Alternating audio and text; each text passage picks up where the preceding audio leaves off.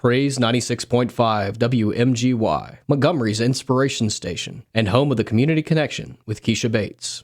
All right. Hello, and welcome to another edition of Community Connections. I am your host, Keshia Bates, Community Relations Coordinator with Praise 96.5 WMGY Radio. This session, I have the pleasure to introduce you all to Miss Naomi Kemp, and she is with Child Evangelism Fellowship. I'll allow her to tell you a little bit more about herself. Yes, as she said, I'm Naomi with Child Evangelism Fellowship. I just absolutely love that I get the chance to come on here. I absolutely love this station and just really excited to be able to talk with you. And I know y'all can't see, but her hair is looking super adorable today, just have to say. Thank you, Ms. Kemp. Can you tell my listeners about what Child Evangelism Fellowship is doing for the community? Absolutely, yes. So Child Evangelism Fellowship, we are a local chapter, but it is an international organization. We are in every country except North Korea, and we've got people in place to jump on in there if they ever open their borders. But for a brief description of CEF, it is a Bible-centered organization composed of born-again believers whose purpose is to evangelize boys and girls with the gospel of the Lord Jesus Christ and to establish, meaning disciple them in the Word of God in a local church for Christian living. So we give churches and individuals the training and the tools they need to be able to teach kids about Jesus. Awesome. That is always a must. Children need to know about the Lord, and that will help them in their daily walk of life with all things that they're facing. What are you all about to do? Can you give me a little bit of information about that? Yes. So one of our main ministries is called Good News Club. It is a time in which trained teachers meet with groups of children in schools, homes, community centers, churches, apartment complex, just about anywhere the children can easily and safely meet. Now, a Good News Club is an exciting and fun-filled time once a week for 60 to 90 minutes. However, with our new normal, as people have been calling it, since we have been doing virtual things, we are going to offer in our upcoming workshop on Saturday the 12th, how to use the Zoom platform to be able to do a Good News Club during this time where we can't see each other face to face. Okay, give me a little bit more about how my listeners can join the Good News Club first. Let's start there if they're not already a member. Yes, so basically the way that we really like to do it is having a church kind of adopt a school or a community or a community center type area, or even we can have them doing them in their neighborhoods. A lot of places around the nation have started doing neighborhood clubs because of the limited access we have due to the virtual nature of the schools meeting right now. But basically what you do is get together a group of people, at least 4 people to be able to really make a Good News Club work, of teachers who are wanting to give an hour of their time once a week to be able to teach the children about Jesus through songs, Bible lesson, a memory verse, sometimes a mission story. And basically the way that you get involved with that is just email us at CEF, that's the initials of Child Evangelism Fellowship, centraal@gmail.com. If my listeners are not in the Good News Club or they're not a normal volunteer, how can this information be beneficial for them? Yes, so our virtual workshop that is happening on Saturday, while it is specific to making a Good News Club work in a virtual environment using the Zoom platform, and we don't have like any sort of sponsorship with Zoom, I just really enjoy that platform the most because of the security that it can give to us, as well as the flexibility that it has, and its low cost because the children don't have to pay for a Zoom membership in order to join. But the reason that it's good for people at large is that you don't necessarily have to use this information using the Good News Club materials.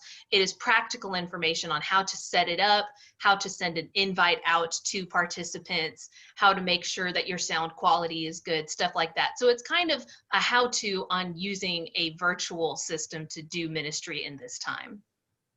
Also, will that information provide ways to engage the students? Because I know, being a parent myself, I have two students in virtual learning.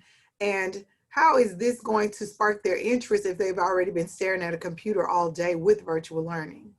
Absolutely. That is one of the biggest questions. We have been able to do some virtual instruction and ministry over the summer. So we were kind of able to, I jokingly say that our summer kids were kind of our guinea pigs because they weren't in front of a computer screen all day. It was just for we call it the 5-day club over the summer. But we were able to kind of see what works, what doesn't work, because those children were able to be engaged, sure, but they weren't in front of a computer screen all day. So we have been able to kind of work out some of the kinks of, all right, well, if this didn't engage the children not sitting in front of their computer screens all day, what are ways that we can adapt this? And through the summer, we were able to get more energetic, more exciting, and we were able to realize that while a normal Good News Club lasts about an hour, we're going to, on our virtual ones, make them no longer than 45 minutes. And it's not going to be a time where we would normally have children sitting a bit more often if they were face to face. But with this virtual environment, we're making use of the whiteboard that's part of Zoom so the children can draw during the club. We've got activities throughout the Bible lesson where normally they would be sitting down for 10 minutes. They are acting out part of the lesson with the teacher through the screen. We've got virtual high fives that they're going to do. We've got games where they can interact with each other. So it doesn't feel like the normal school day because, you know, as we're doing all this virtual stuff, they're staring in front of a screen and they see other kids, but they aren't really getting to interact with them as much. So this Good News Club and the virtual side is going to be definitely still the spirit of our normal Good News Club, where they hear the gospel, where they understand the application for the saved child, as well as the call to know Jesus for the unsaved child. But it's going to be a bit more of a group activity than we have done in the past. So it's, you know, if you aren't growing, you aren't doing anything. So our ministry is growing to be able to adapt to this time. And I think that is why children that have been stuck in that virtual school all day, they would still find this exciting. And we're also making sure that it's not a chore to be like, all right, I have to log in one more thing. So we're making sure that if we're doing a virtual club, if your church or your group does a virtual club, we're suggesting to do it bi-weekly instead of once a week as our normal club. So the kids have something to look forward to once every 14 days, but they're not having to sit in front of a screen as much, if that makes sense. Yes, that makes sense. Give me some tips on how I can introduce this to some students that have never heard of this before. How can I spark interest to get them excited about this? Yes, so if a child has never heard about Good News Club before, the best way to tell them about it is it's an exciting time to be able to hang out with friends because, you know, we really don't have as much of that happening right now. But it's an exciting time to hang out with friends if you can get them to log in. You get to learn more about Jesus because, as we know, churches aren't really getting to do Sunday school and children's activities. So you get to hear awesome Bible stories. You get to learn new things with your friends. You get to learn new songs that help you learn the Bible verses. And the best part of it all is you really get to interact with interact is a big word for kids. You get to talk with other kids, even if it is over Zoom, but you still get to talk with your friends more than you do in your normal school day. Yes, I'm sure it'd be great for them to see some other faces other than the people that they live with or people that they, see on Zoom with the class. So that is a great way to get them engaged and excited. Can you tell my listeners how can they register for your workshop? Absolutely. Going on to our website. Now, our website is kind of a long name, cefcentralalabama.org. So we have a shorter URL that is cefcal.org. And if you click on the events portion, you'll be able to see the workshop right there. What day is the workshop being hosted? The live workshop is being hosted Saturday, September 12th from 10 a.m. to noon Central. However, if you sign up and then forget, because we are living in our email boxes, but sometimes things don't go the way that we want. If you sign up but you forget, you don't get the inclusion of the live workshop where you can ask questions on the spot, but we will be recording it, and you can ask to get a link to that recording. We also have 2 video workshops that I will be posting later on. I will be posting this week, and they'll be available through the rest of the month, that are doing the Bible, or doing the song time, and doing memory verse time, whether you are in a virtual or in-person environment. Our wonderful teacher trainer, Savannah Barber, recorded those, and I will be putting those up soon, and they will be available through the rest of the month. Again, how to get those recordings is just go on to our website, cefcal.org, go into the events, and there's a link to request a copy of those in the workshop event as well.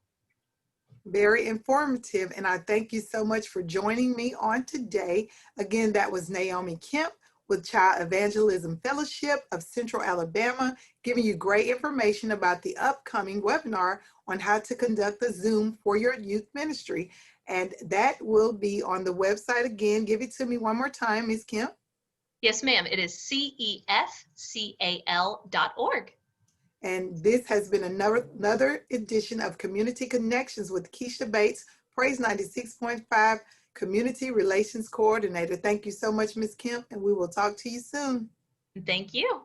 Thank you for joining us for the Community Connection with Keshia Bates on Praise 96.5 WMGY. If you have a topic or event that's impacting our community, email us at praise965events@gmail.com or call and leave a voicemail at 334-544-1389.